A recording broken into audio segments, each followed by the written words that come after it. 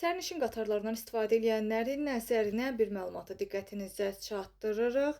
Bugün 14 yanvar tarixli və Gündəm xəbərin efirində qatarların gecikməsi ilə bağlı bir məlumatı diqqətinizə çatdıracağıq. Belə ki, Azərbaycan Dəmir Yolları ölkə ərazisində müşahidə olunan qeyri-sabit hava şəraiti ilə əlaqədar olaraq hərəkətin təhlükəsizliyinin təmin edilməsi, sərnişinlərin mənzil başına təhlükəsiz çatdırılması məqsədi ilə gücləndirilmiş iş rejimində fəaliyyət göstərir.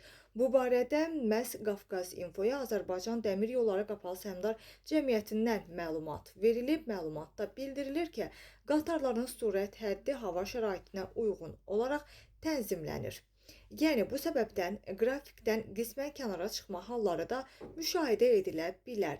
Sərnişinlərdən platformalarda hərəkət zamanı ehtiyatlı olmaları və dəmir yol xəttlərini keçən zaman müvafiq keçidlərdən istifadə etmələri xahiş olunur deyə məlumatda bildirilir.